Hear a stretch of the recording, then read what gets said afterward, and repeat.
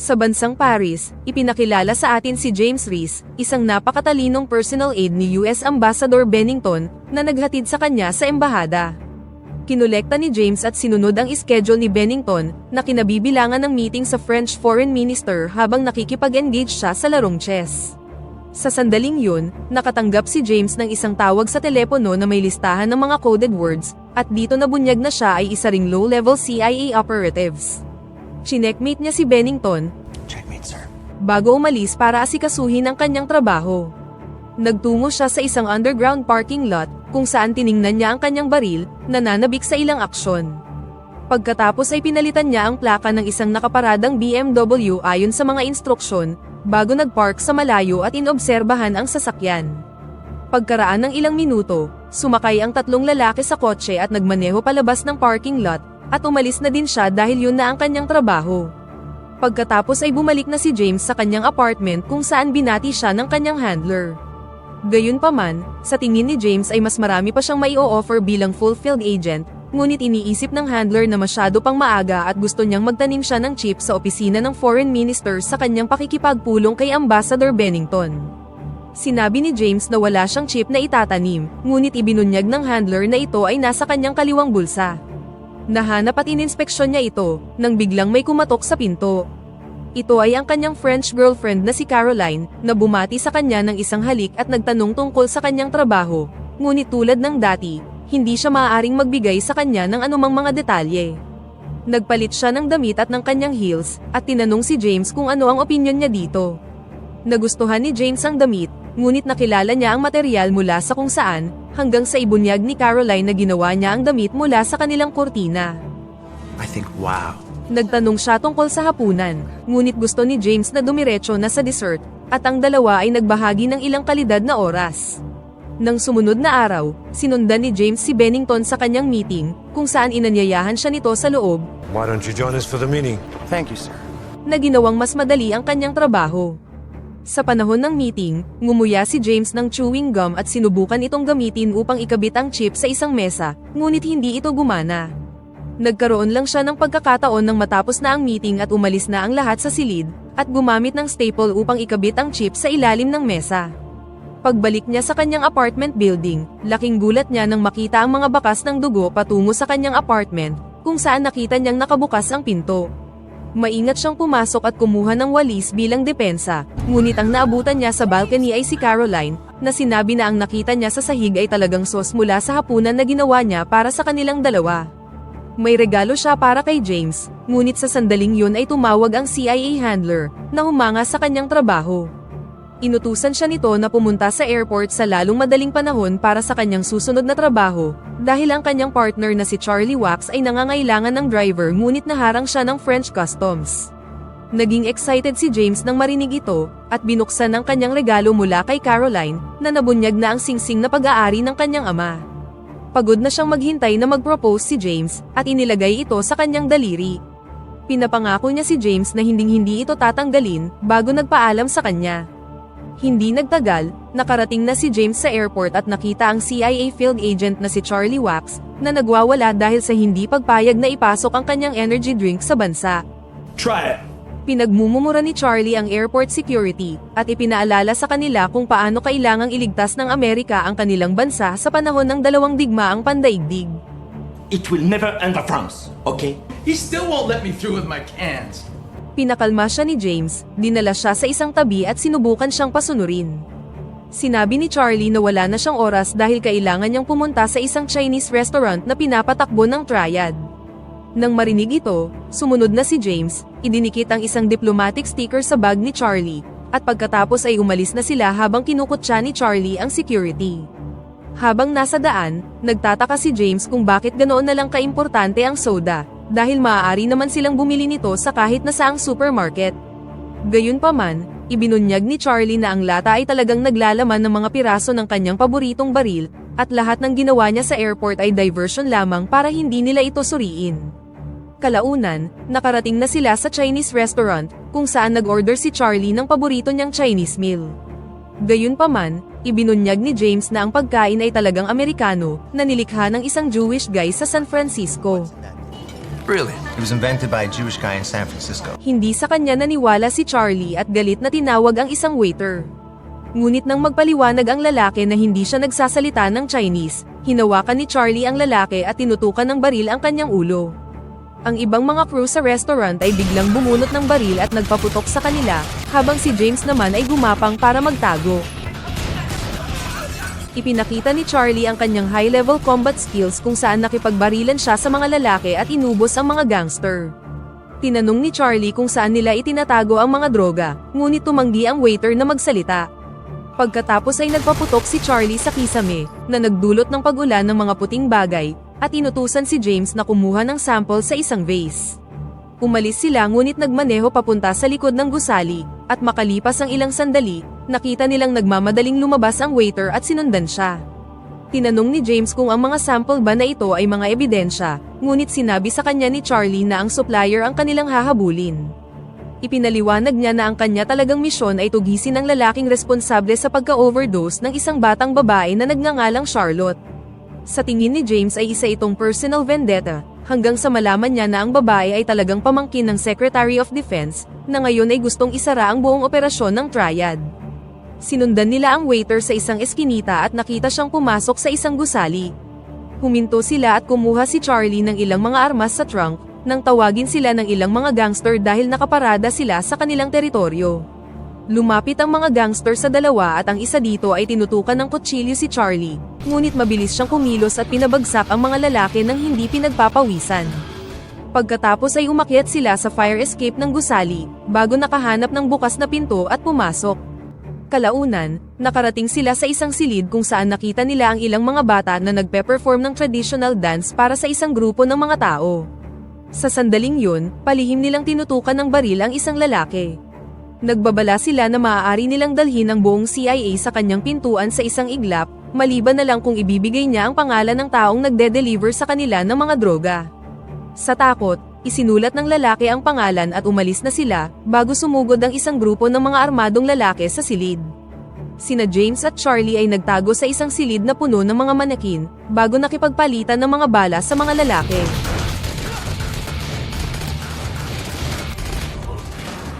Nang matapos ang trabaho, nakipag-ugnayan si James sa handler at nagpasalamat sa exposure. Gayunpaman, nag-aalala siya sa mga kakaibang pamamaraan ni Charlie, at binanggit din ang vase ng droga na kanyang daladala. Ngunit walang pakialam ang handler sa kanyang mga pamamaraan, at inutos na sundin na lang ang mga inuutos ni Charlie para matapos na ang trabaho. Ilang sandali pa, tumawag si Caroline at nagtanong kung nasaan siya, ngunit naputol ang tawag bago pa siya makasagot. Sinubukan niyang tawagan siya muli, ngunit namatay ang kanyang baterya. Sa sandaling yun, nakita niya si Charlie na humihit-hit ng droga, na sinabi na pampawala ito ng nerbiyos at nag-alok sa kanya ng ilan para makasabay siya. Noong una, tumanggi si James, hanggang sa nagbanta si Charlie na papabalikin siya sa opisina.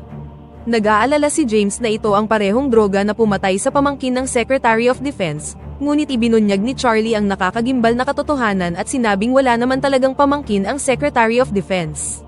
Ngayong nalilito at high sa droga, nagdemand si James ng mga kasagutan. Ang totoo, ang kanila talagang misyon ay tungkol sa paggamit ng money trails o record ng mga financial transaction upang mahuli ang mga Pakistani terrorist. Hindi nagtagal, huminto sila sa isang lugar kung saan nakatayo ang ilang kalalakihan sa isang eskinita, na nagbabantay sa daan patungo sa isang gusali. Gusto ni Charlie na kumilos siya na parang isang drug addict, na magiging madali na lang dahil sa kanyang dalang droga, at ipinaliwanag na magpapanggap sila na parang kukuha sila ng babae. Nang mapansin ng mga lalaki si James at ang kanyang droga, hinayaan nila silang makapasok sa gusali at ipinahatid sa isang babae. Pagpasok nila sa elevator, laking gulat ni James nang makita si Caroline na nasa pareho ding gusali. Nag-aalala siya na baka anong isipin ng kanyang kasintahan, ngunit sa palagay ni Charlie na ang tamang tanong ay kung bakit nasa loob ng gusaling ito si Caroline.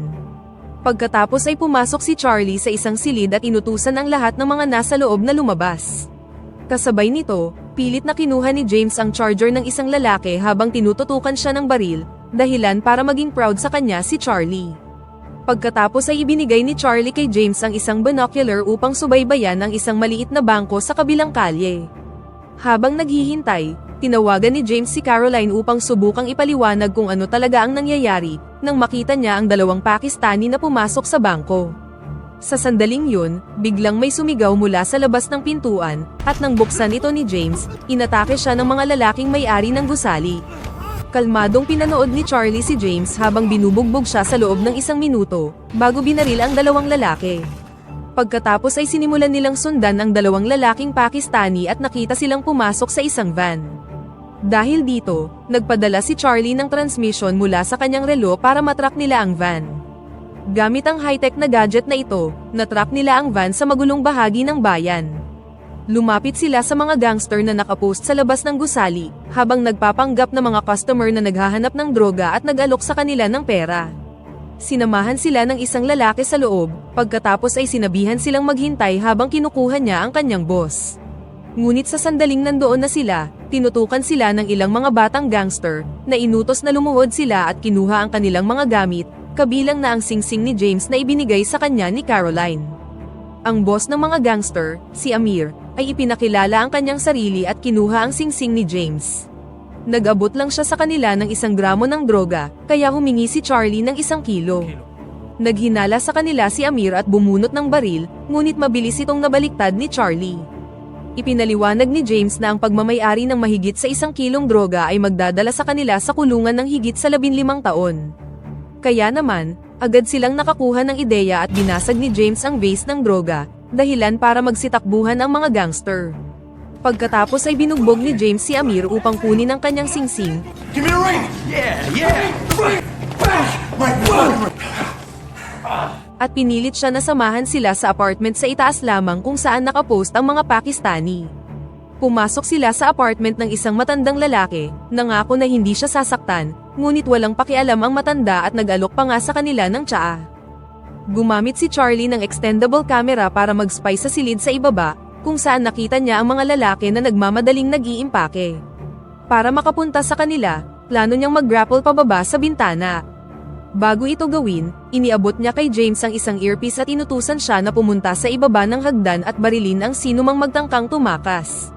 Kalaunan ay pumasok na si Charlie sa may bintana, mabilis na idinispatcha ang 3 lalaki, bago naipit sa gitna ng gunfire. Nakarating si Charlie sa pinto na handa ng sumabog, ngunit buti na lang ay napagtanto niyang nilagyan ito ng mga explosives. Ang mga lalaki ay merong escape route sa sahig, kaya nagmamadaling pumunta si James sa ibabang palapag para abangan sila. Nakatagpo niya ang ilang lalaking tinatangkang tumakas at sinubukang arestuhin ang isa sa kanila, ngunit tumanggi itong sumuko at ginamit ang baril ni James para wakasan ang kanyang sarili. Pinuri siya ni Charlie, ngunit nalaman niyang may ilang lalaking nakatakas at nakita ang isang sasakyan na huminto sa labas upang kunin sila. Alam ni Charlie na matatagalan ang mga lalaki para makarating sa sasakyan, kaya inihanda niya ang isang vest ng pampasabog na nakalatag sa may lamesa. Nang makarating sa sasakyan ang mga nakatakas na lalaki, ihinulog na ni Charlie ang vest, na pinasabog ang sasakyan at pumatay sa mga terorista. Bago pa dumating ang mga pulis, nangalap si Charlie ng mga ebidensya sa paligid ng apartment. Samantala, nakita ni James ang sarili na duguan sa salamin at naglinis, ngunit nanginginig pa rin siya sa nangyari. Nais niyang iwan na ang lahat ng ito, ngunit nakita niya ang mga larawan ng kanyang sarili na nakaplaster sa buong dingding ng terorista, na nagpapakitang mas involved siya kaysa sa kanyang iniisip. Nang marinig nila na papunta ang mga pulis sa ika-10 palapag, nais ni James na pigilan sila dahil merong bomba sa pintuan, ngunit pinigilan siya ni Charlie dahil wala na silang oras. Kasunod ng malakas na pagsabog, ginamit ni na Charlie at James ang kaguluhan upang makatakas sa gusali. Sa sumunod na eksena, pumunta sila sa isang lugar kung saan sinalubong sila ng 2 CIA agent, at sinabi ni Charlie kay James na maganda ang ipinakita niya ngayon. Ibinigay ni Charlie ang mga ebidensyang nakalap niya at bilang kapalit, nakatanggap siya ng isang brown paper bag mula sa kanila. Iniisip ni James na ito ang susunod na bahagi ng kanilang misyon, ngunit lumalabas na naglalaman lang ito ng 2 sandwich na pinabili ni Charlie para sa kanila. Naghintay sila sa CIA upang kumpirmahin kung tapos na ang kanilang misyon, at sa sandaling yon ay inisip ni James kung para ba sa kanya ang trabahong ito. Sa tingin niya ay hindi siya fit sa ganitong gawain, ngunit sinabi ni Charlie na kailangan ng ahensya ng mga matapat na lalaki tulad niya. Ilang sandali pa, nakatanggap si James ng dinner invitation mula kay Caroline, kaya inimbitahan niya si Charlie na sumama sa kanya. Sa mga oras na yun, nandoon din ang kaibigan ni Caroline na si Nicole. Ilang sandali pa, Nakatanggap si Charlie ng tawag at binuksan niya ang music upang i-cover ang usapan. Sa panahon ng hapunan, tila masaya ang lahat, ngunit nang makatanggap si Nicole ng tawag mula sa isang tao na binanggit ang salitang rosas, biglang kinuha ni Charlie ang kanyang baril at pinaputokan siya. Inihayag ni Charlie na ang rosas ay isang code word at ang numero ni Nicole ay nasa lahat ng mga ebidensya na kanilang nakolekta. Ang masama pa, ang buong bahay ay puno ng mga recording device.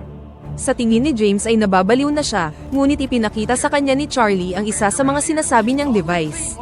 Sa kabila nito, itinanggi pa rin ni Caroline ang lahat at umiyak pa siya sa harap nila. Hindi rin naniniwala si James kay Charlie at sinabing nag-conduct siya ng background check kay Caroline nang magkita sila. Inutusan siya ni Charlie na tingnan ang singsing na ibinigay nito sa kanya dahil naghihinala siya na may tracker sa loob nito. Nakiusap si Caroline kay James na magtiwala sa kanya, ngunit naghinala si James at ibinigay ang singsing kay Charlie, na pinatunayang meron talagang tracker sa loob. Mangiyak-ngiyak na humingi ng paliwanag si James. Why, Caroline? Ngunit bigla siyang binaril ni Caroline, bago tumakas palabas ng bintana.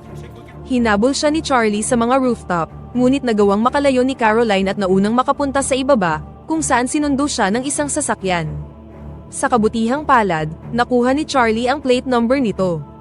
Kalaunan, makikita si James na ginagamot ang kanyang mga sugat. Inamin niya na wala talaga siyang alam tungkol kay Caroline, ngunit tumugon si Charlie na ang pag-ibig ang dahilan kung bakit nabubulag ang tao. Hindi nagtagal, nakatanggap siya ng tawag mula kay Caroline na humingi ng paumanhin sa pagbaril sa kanya.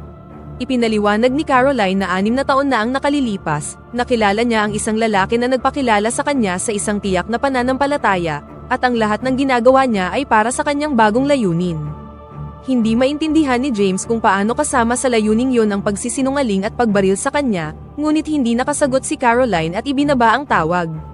Nagtagal siya saglit bago pumasok sa isang sasakyan, kung saan naghihintay sa kanya ang isang lalaking naka-all-white. Samantala, nakatanggap si James ng tawag mula kay US Ambassador Bennington, na galit na wala siya sa airport para batiin ang American delegation para sa summit meeting. Sa sandaling yun, nalaman ni Charlie na ang mga terorista ay nagpaplanong i-target ang US delegation.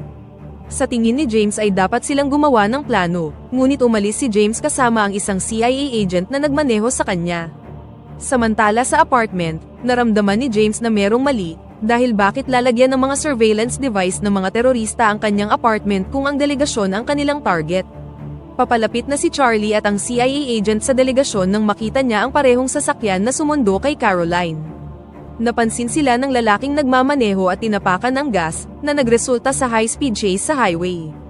Hindi makalapit si Charlie sa lalaki at humingi siya ng armas, kaya ipinakita sa kanya ng CIA agent ang isang grenade launcher. Samantala, naghahanap pa rin si James ng mga clues sa paligid ng apartment nang makakita siya ng isang drawing ng isang burka. Samantala, sinusubukan ni Charlie na i-line ang isang shot gamit ang rocket launcher nang makatanggap siya ng tawag mula kay James. Ipinaliwanag ni James na si Caroline ay wala sa loob ng sasakyan at nagpaplanong pumasok sa summit bilang isang delegado. Sinabi ni Charlie na nakikita niya siya sa loob ng sasakyan, ngunit nagbabala si James na maaaring diversion lang ito. Dahil dito, lumapit si Charlie at nakita ang isang manakin sa front seat, kaya nagpasya siya na magtungo na sa summit. Plano ni Charlie na itumba ang lalaki sa sasakyan at sinubukang bigyan ng babala ang American convoy na baguhin ang kanilang course, ngunit tumanggi sila. Dahil nakakalayo na ang terorista, inutusan niya ang CIA agent na pumunta sa isang overhead bridge. Samantala, ang lalaki sa sasakyan ay naghanda ng mga pampasabog, habang nagmamaneho patungo sa US convoy na patungo sa kanyang direksyon. Sa kabutihang palad, nakarating si Charlie sa overhead bridge sa tamang oras, maingat na niline up ang kanyang shot, at nagawang matamaan ang sasakyan sa tamang oras, na iniwan itong nag-aapoy sa kalye habang dumadaan ang convoy. Welcome to Paris, baby. Samantala sa summit, nagtipon ang mga delegado mula sa iba't ibang panig ng mundo. Nang dumating si James sa lugar, nakatanggap siya ng tawag mula kay Charlie, na nagbabala sa kanya na mag-ingat dahil maaaring nakasuot ng explosive vest si Caroline. Sa tingin ni James ay maaari pa rin niyang makumbinsi si Caroline na talikuran ng kanyang binabalak, ngunit iginiit ni Charlie na ihanda ang kanyang sarili na patayin siya. Nang makapasok, binalaan ni James si Bennington na isara ang summit dahil may bomber sa loob, ngunit tumanggi ang US Ambassador na kumilos sa naturang malabong intel. Inamin ni James na ang bomber ay kanyang sariling kasintahan, She's my fiance. at nakiusap kay Bennington na magtiwala sa kanya, kaya pinayagan na siya ni Bennington na makapasok, ngunit nang hindi dala ang kanyang baril. Habang pumapasok ang mga delegado sa loob ng gusali, nakita ni James ang isang babae na nakasuot ng burqa, ngunit pumasok ito sa isa pang silid na puno ng iba pang mga babae na nakasuot ng parehong kulay na burqa. Dahil wala ng oras, dinisarmahan ni James ang isang kalapit na agent na nagdulot ng pagpanik, ngunit nakita niya si Caroline sa pamamagitan ng kanyang heels at tinutukan siya ng baril. Nang wala nang matatakbuhan, nagpa siya si Caroline na tumayo at ipinakita ang kanyang explosive vest. Nakiusap si James na sumuko na upang matulungan niya siya, ngunit tumanggi si Caroline at sinabi sa kanya na payapa na siya. I am at peace. Sinikap ni James na kausapin ang kasintahan, nangakong aayusin ang mga bagay-bagay ng magkasama at ipinahayag ang pagmamahal sa kanya. Tila nakinig sa kanya si Caroline ng ilang sandali, ngunit hindi nagtagal ay itinaas niya ang kanyang kamay, dahilan para mapilitan si James na barilin siya sa ulo. Bilang resulta, ang mga American diplomat ay nainis lamang sa pagkaantala. Sa palagay ni Charlie ay dapat na makakuha si James ng promotion sa lalong madaling panahon para sa kanyang mga aksyon, at hindi siya tututol kung magiging partner niya siya. Nais ni James na bumalik sa apartment, ngunit alam ni Charlie kung para saan, at iniabot sa kanya ang isang envelope na naglalaman ng mga larawan nila ni Caroline. Sa huli, nagpasalamat si James kay Charlie at sabay na silang umalis, at dito na nagtatapos ang pelikula. Pakipindot naman ang like button kung nagustuhan mo ang pelikula at kung hindi naman, pindutin mo ng 2 beses ang dislike button para lang makasiguro.